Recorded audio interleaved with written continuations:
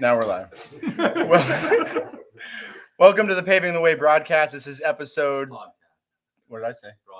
Podcast. It's the fucking same thing. 36. Thanks for correcting me, Pat. We are on episode 36. Is that what you said?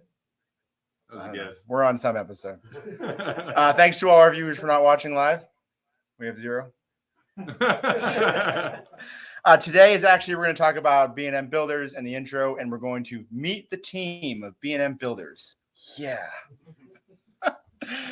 So real quick, we're going to introduce everybody. We're going to talk, I'll give a quick rundown of how the company started so we can see when everybody kind of joined in.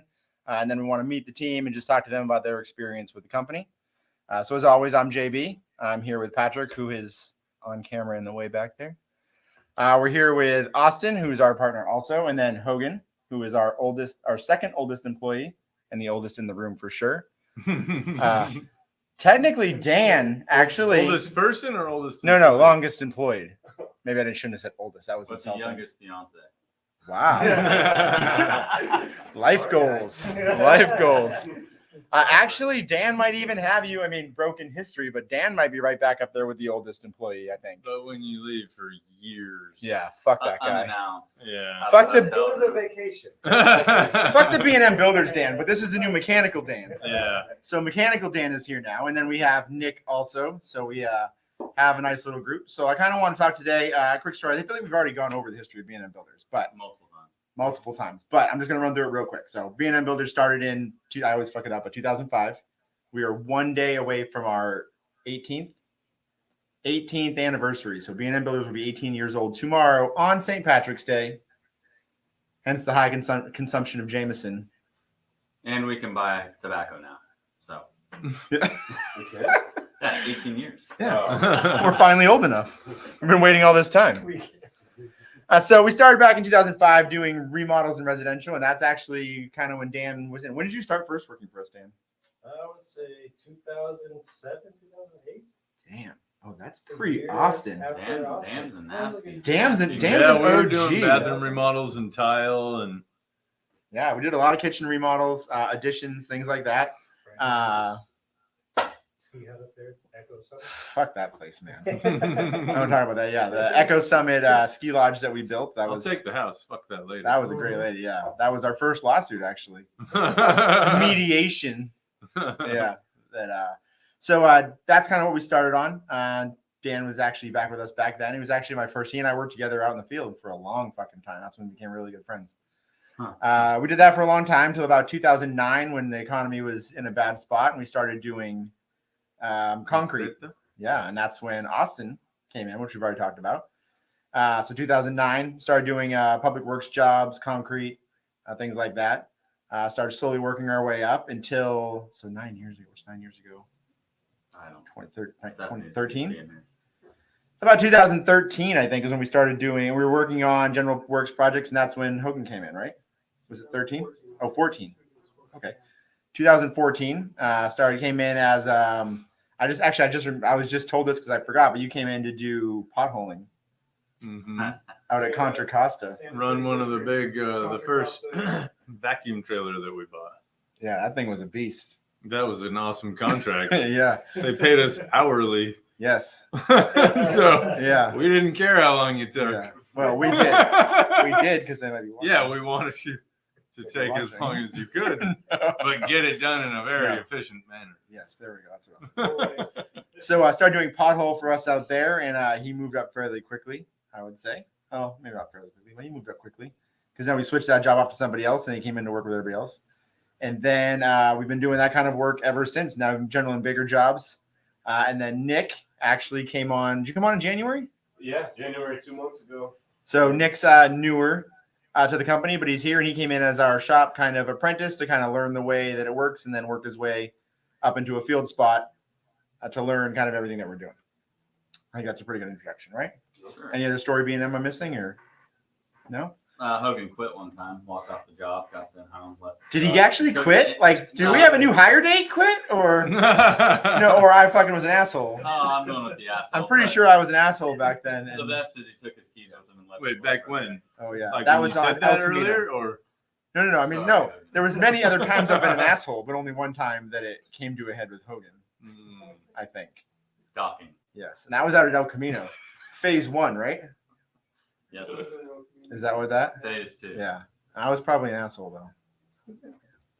That was back in Pat's asshole Moving phase. on. All right. moving on. Okay. So now meeting the team. So I kind of want to just talk to you guys real quick and have you kind of explain to us, a little bit about you. I mean, a minute or two about you, where you came from, what you do here, and where you're. I mean, I'd like to hear where you're hoping to go too, since I can get something out of this also. But what you're hoping to kind of get out of that.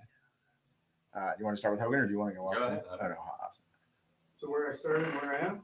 Yeah. What did you do before you came here? So before I came here, I worked in some restaurants. I worked for my uncle, working on European cars for Teenage German Motors. Plug. Plug. Nice plug. Let's bleep that out. Then Austin hit me up, and I started coming to work here. And then again, I went and did the contract down in Contra Costa. Yeah. And then that was probably a few months out there. And then we did the trail where you The Auburn show. you showed us how to clear the pipes. That was fucking awesome. That is what I'm talking I'm about. glad that video is gone. Yeah. I tried to blow the water out of a 2-inch pipe in a footing, and I blew it about 40 feet high with the hose and everything. And it all came falling down on me as I'm curled up in a ball, and I turn over, and Hogan's like, with his camera. He's like, I got it all.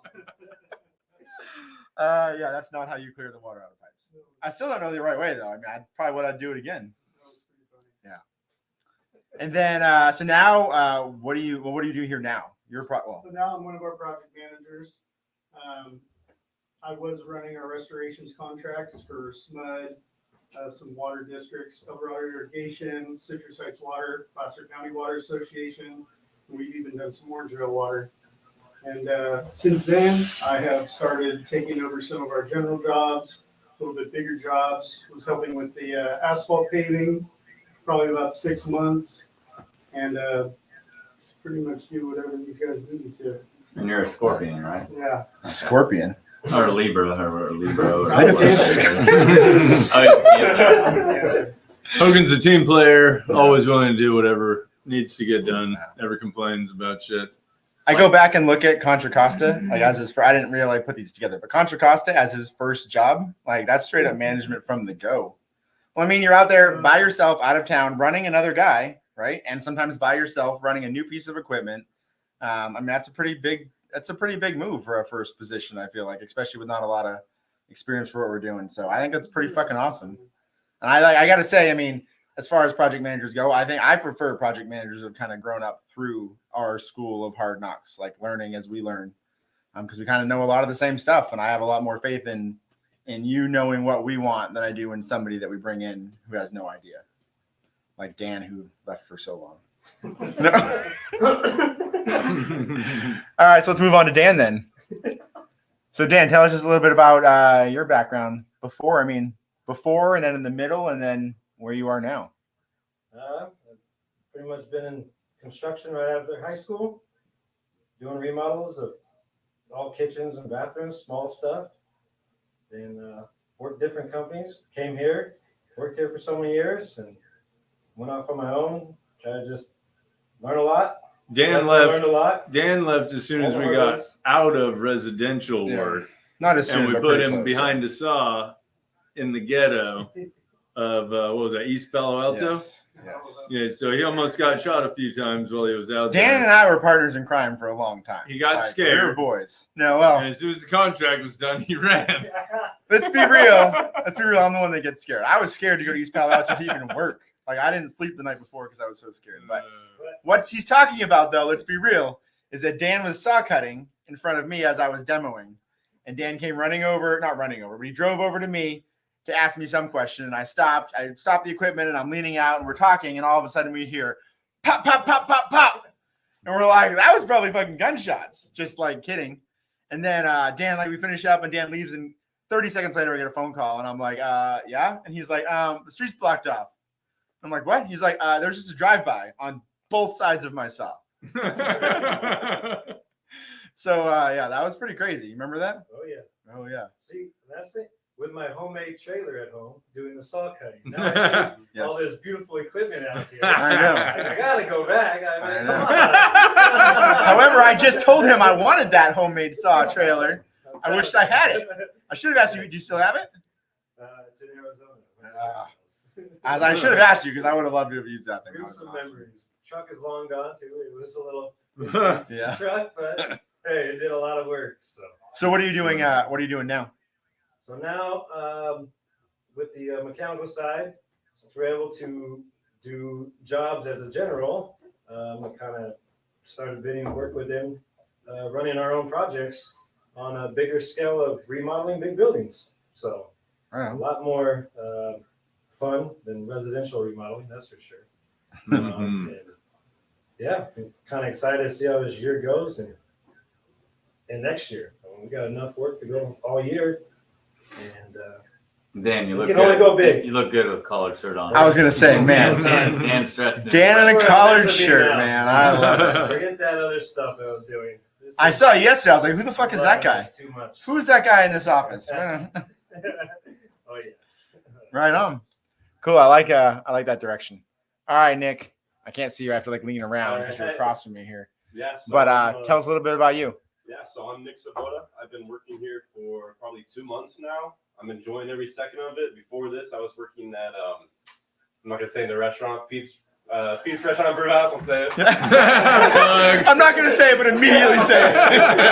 And you can plug them all you want. I like Pete's. Yeah, it's good food. In Folsom, on the other side of the bridge. Folsom on Yeah, the road. fuck yeah, that's Yeah. good. I worked there for 2 to 3 years.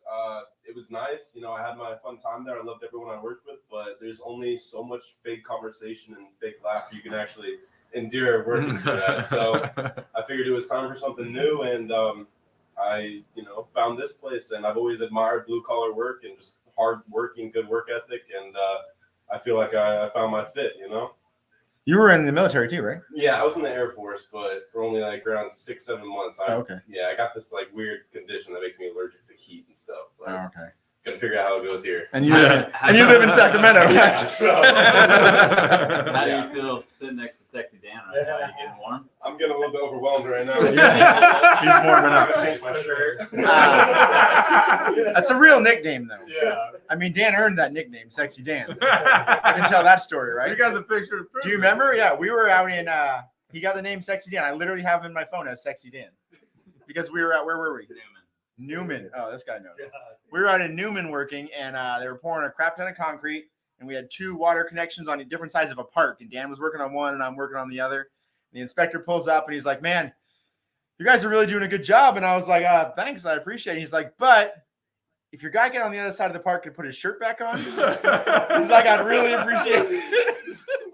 He's like, "This is a city project, and it's just better if they're wearing shirts."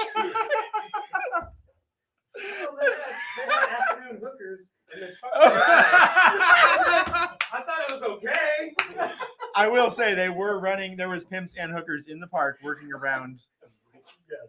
our concrete crew. That Yes. was funny. It was some The of the first weirdest- couple of years, first few years of us doing public works, where we're finding our niche and figuring out what we Yeah. actually do well and what we want to do. Pat said we should only bid work It with was an hookers working. interesting couple of years, going through many ghettos and Yeah. long distances away, sleeping in toy haulers, and Oh my, yeah, that's Oh, right. Yeah. Cheap tequila shops. Yeah. Yeah. Oh. Oh, they were not cheap. They should have been. They should have been expensive, but we got them for cheap. Yeah. Nice. Nice. Okay, so real quick, I just kind of want to run through. I'd like to hear from you guys. What do you like about? I mean, Nick, you're a little new, so you're still learning. But what do you like about being in Builders? Like, what do you think we do differently that kind of separates us from everybody else? you gotta make it quick. And yeah, I mean, I'm forcing you, so find something to say. I'm My just kidding. biggest thing is it's a big family environment thing. There's no closed doors where the big office is over there. You got to walk blocks away to go talk to somebody. Everybody's all opened up. It's great. I mean, that's how there should be no walls in any office, just one big room. So I can see that everything going around in here. That's a good thing about this spot.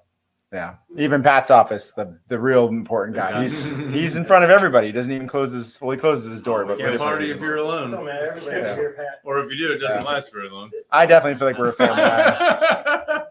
I like that. I think we're a family. I mean, I always like to call it a family, but I like hearing other people say it. Hogan, what do you got? Along the same lines of Dan, it's like you go to work, but you're with your friends. We're all friends outside of work. We have a good time at work, but we know when to get things done. We know how to get things done. We are a team. We are team. We are a team. I think we all can agree that we are a Awesome. team. You got the Other wrong side. hat on. Wrong hat? Oh, it does. It says You we are a got team it. right there. Yeah. It's a quote we have on one of our hats. So.